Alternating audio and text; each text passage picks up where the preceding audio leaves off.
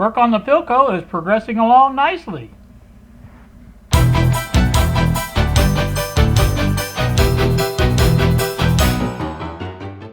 I'm back with you on this Saturday, 11:27 in the morning. I was deciding how I wanted to go about doing this. I took the top of this switch off first. You can see it here. And once I got that off, I thought, well, I can probably maneuver this around to get it to where it needs to be. So what I'm going to have to do here is take some of these things out. Like this capacitor is connected to one end of the switch. Actually, it's a or I should say it's a two-way switch. I can't get it on. 3 one-pole switches, I think is what, or double pole maybe. I can't even see it, but I've got a diagram here, somewhere of it, but I don't know where it's at now. But everything goes missing when I'm trying to do things. I will flash a picture on the video on how this is wired up, and we can see it then better, I think. But this is going to be hard to get out no matter how I go about it. I can see that right now. It's screwed in right there. It was screwed in, and it's nothing holding it. As far as the only thing that's holding it is the wires, I do believe. So once I figure out the best way of getting it out, that's what I'm going to do. And once I get it out, then I can go ahead and make my cuts on the wires. I think I'm going to do them one at a time so I don't get confused. But like I said, it's let me get a little more light on it. But there you go. It's like I say, it's in there. There's quite a bit in there. It's really kind of complicated, but I definitely want to get it right, because it needs to be right to work.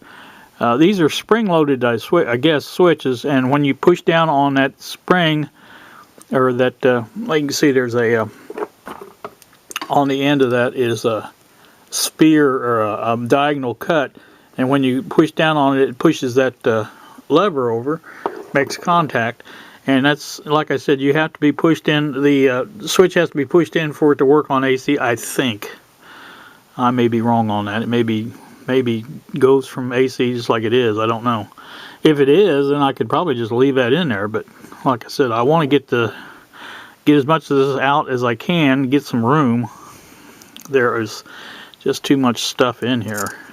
Very compact. Bill was right about that. It is a very compact radio, and like I say, if I can get it out of here, that will give me that much more room, and I think that's a good thing. So let me get back to working on this, and I'll bring you back if I have a development.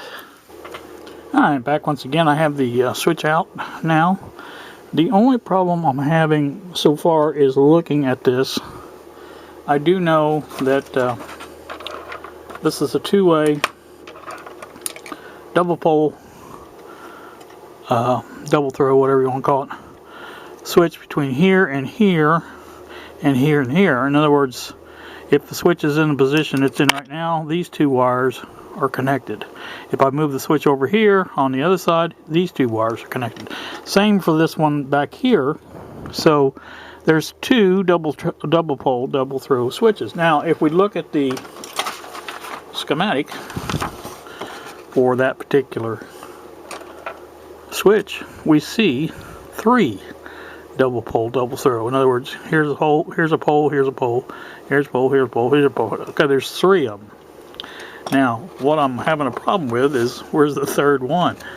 And how do you know, I do know right the way it is now, these 2 wires are connected. I believe these are the power because of they're brown, and I haven't traced them back, but I'm going to, and I think this is in the AC position as it is right now. If I push it over, it goes into the battery position, because here's one of the wires I cut off from the battery, these wires here, and that was where it connected. So that would make sense to me that it's in the AC position. So these two need to be connected together, as well as the two on the back. There's an orange wire there. Hard to see, I know. But there is an orange wire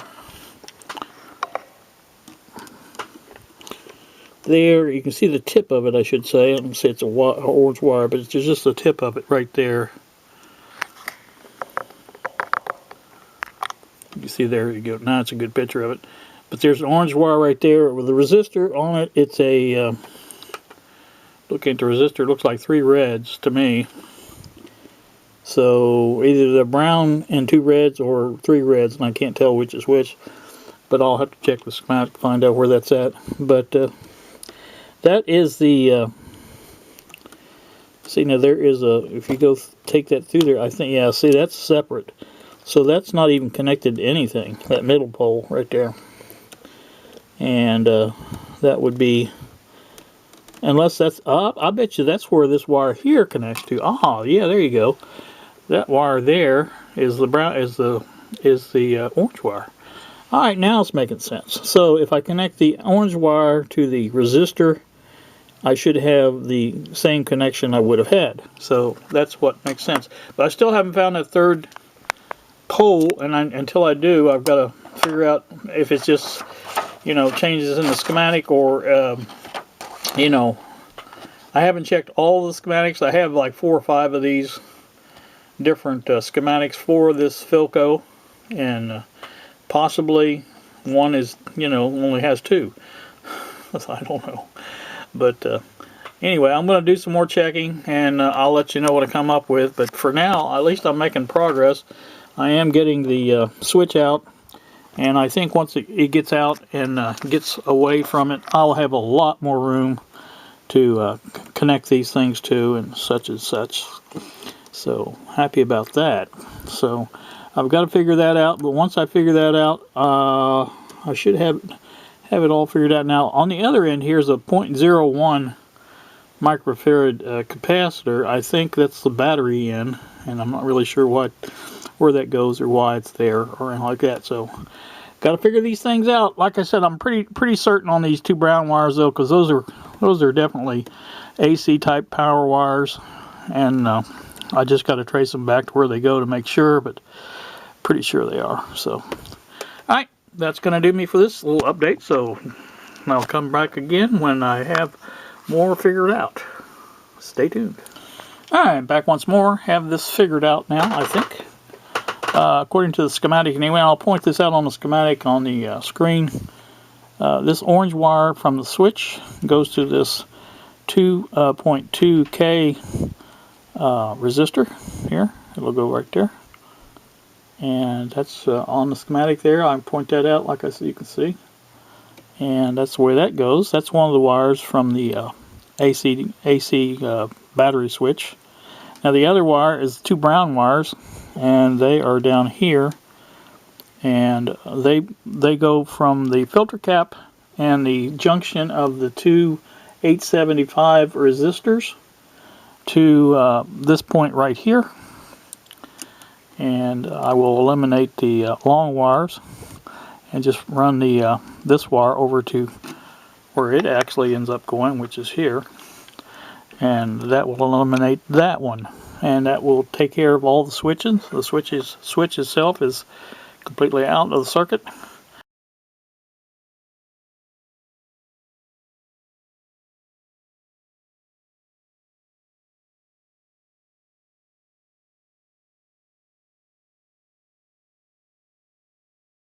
And I also eliminated another, and I'll point that out on the schematic. This is for the battery only. It's a 0.01, and that's gone too. So, and that will take care of that problem, I do believe. Now there's a third lug on that switch. I don't know if you can see that. I'll point it out on the, what do you call it? It goes directly to the plug, but that is not the way this one's wired. I have checked the plug, and it does not go there. And there's only 2 sections of that switch anyway, so you can see very clearly here You have one double pole double throw here, one double pole double throw here, and that's it. There's just two. And that was the switch, the spring-loaded switch for that. And it is in the AC position when it's sprung that way, so that was, I guess, when you push down on it, that was with the battery pack in there, and that would make it switch over there to that one, that side. So that's the way that worked. So that's done. This is slow going, I admit that, and also I cleaned up the switch contacts. I was having a really big problem getting any kind of reading from these, and they're just so corroded from age or whatever. But the wire in the plug seems to be fine. It's just it was dirty, and so I cleaned that up, and I think that will work much better. I do get very good connections now when I check the continuity of the wires. So anywho, that's that, and like I said, I'm going to go ahead and fix these wires like they're supposed to be, and I'll bring you back and show you what they look like. Stay tuned. I am back. It's 1:05 now in the afternoon. What I've got going here is a bunch of stuff, as a matter of fact. If I can find my little pointy stick. This is the orange wire from the switch. I think you can see that, and there's the yellow heat shrink. Goes directly to the 2.2K resistor, which goes on over to this 3Q5 tube, and that's where it goes, and that's where it's supposed to go. Bypasses the switch, and that's where it will end up. Now the brown wires that I was telling you about, that went to this point here, I did end up putting those together with a piece of heat shrink, and ended up making it very, very long. Way too long, but it will serve the purpose. It's got plenty of room there to move, do whatever I want to do, and that will work out just fine. So happy about that. Now the other item, we look down here, this is a 0.004 capacitor. It runs from the 3Q5 pin 5, I think, yeah, pin 5 over to pin 2 of the preamp tube, and that will come out of there. Once it comes out, this will go down in there a little bit better than that. So that is that. Now the other thing, like I said, I have to order one of those. I don't have one of those. I'm making a list as I go along here of things I don't need or don't have that I will need to buy, and that's what I'm doing with that. So hoping you guys can see that. Anyway, it runs from this point here to this point here. And like I said, once it comes out, then I'll put this on top of this wire, put this down in there like it's supposed to be, and get that out of the way as well. Now this is obviously the, if you could see it, this is the 0.01. It goes to the volume control. Now I'm not going to put that in yet, but I have got the white wire, which connects to the volume pot here on the high side. It's connected, so it's all back together like it's supposed to be. And of course the orange wire of the switch is on, so got that done. So probably the next thing I want to do here is put this 0.01 over to this center lug of the pot.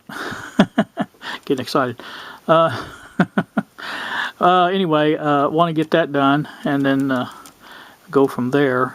But like I said, this is that dog bone. It's I can't remember, 2 point something, and I've done forgot what it was, but it goes over to this lug of the tuning or the volume pot, and I've got to replace that other one. I've got it over there, that 470. I think it was 470K or 470. It's plain 470. And that's this one down here because it was measuring way high, and so I want to do that. And so once I get all that done, the volume pot itself will be pretty much wired. I think there's another connection that goes here. I think it's a resistor, or not a resistor, but something, maybe just plain wire. But I have 3 more wires coming from the switch itself. I got a black one. I think two black ones, as a matter of fact. I think this is a black. Yeah, see, there's a black one there, black one here, and a brown and a red. So I've got to trace those down, get those connected. But I am making progress. I just wanted to point that out, and I think I'm going to stop here. Like I said, it's after 1, and I'm going to take a break. I've been working on this since the time I logged on, and so I want to get that. I want to get this done, but at the same time, I want to make it enjoyable for me. And to do that, I've got to work until I get tired, and then take a break. Because if I don't, then I get cranky and make mistakes. So we've all been there, I'm sure. I still have to do some measuring on this fusible link here and find out what's going on with it, because like I said, it's supposed to measure 60 ohms, and I think I measured 120 last time I measured it, which is not right, but I'm going to double check that. So like I say, I'll come back to it later on and get back to it and see what's happening. But for now, I think that's going to do me. You guys have a wonderful, wonderful day. I do appreciate you watching, and I'm hoping you're enjoying the Philco series. And I know you guys wanted to see it, and I'm trying to give it to you. I hope I want to get the progress. I don't know if I mentioned it, but I do have the tubes ordered for this. And if I didn't mention that, I'm sorry. But I ordered them from Bob Dubish yesterday, and last night, I should say. I ordered 2 1T4 tubes, which one of them, like I said in the previous video, tested bad when you left the test button down a little long. It went over to the replace. So that's like a life indication, I do believe, but it doesn't test that good. So I went ahead and ordered a new one, and of course the other one I didn't have. I had the 1U4 for it, and I still have it. It tests good. And I think I failed to mention the other tube that measured good, and I forget now what it was, but it was the preamp tube, I think. Pretty darn sure, yeah, the 1U5, that tested very well also. So that was good. I didn't have to order it. The other tube is the 1R5. I got that coming. And I have that makes 3. I have the 117Z3 coming, all from Bob Dubish, and Bill was right about him. He's a very reasonable.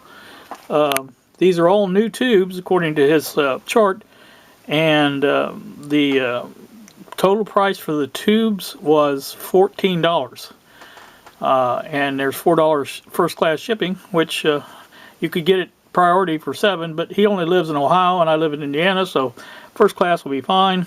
And like I said, for $18, I got all 4 of those tubes, and that's a good deal. I don't care what you say.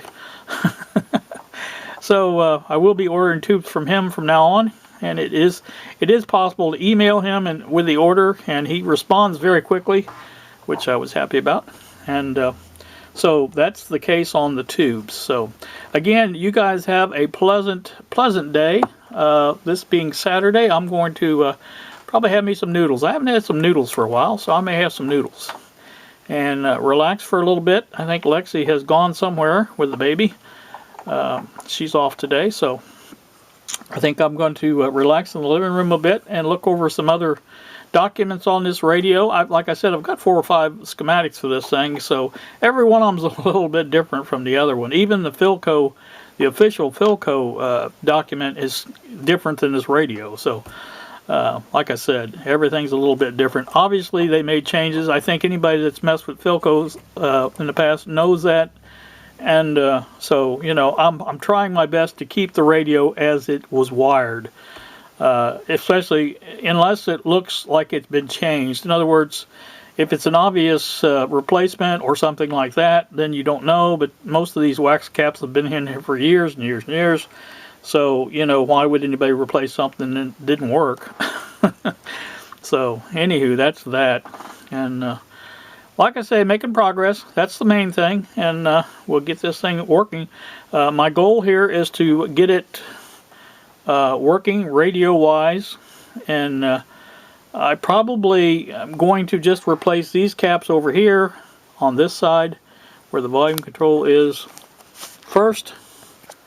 And probably not do any of the rest of them, especially if the tubes get here pretty quick. and I may go ahead and try to work on the resistors next. And I am using the Candome resistor pack here for my terminals. As you can see, they are cleaned off. And Bill suggested I measure from each terminal to ground to make sure there's no problem there to the case. And I will do that. And same time I make this measurement on this fusible link and get all this done. So like I say, I'm happy so far that things have matched the schematic pretty much, enough to where I can make heads and tails of it. And got that AC battery switch out of there. That was a big load off my mind. I didn't want to get that. That thing is just a pain in the butt, and it never will be used. So I will save the components, and if I ever did want to, part with this radio, at least whoever bought it would be able to change it back if they wanted to. So there's a piece that came out, and I have no idea where it came from. It fell out of there, and that was all I knew. So maybe it will make itself evident here, but I doubt it, because I don't think it was really doing anything. Anyway, that's I keep blathering on, and Mr. Heidman said that he enjoyed my blathering. Thank you very much. So that's about it. Yeah, the books, that reminds me about the books. They will be, I do have a couple of boxes now from getting the FE14 yesterday, and a couple of items for Christmas that I got with boxes. And I do have a couple more boxes, and of course when the IG-102 comes in, I'll have another box.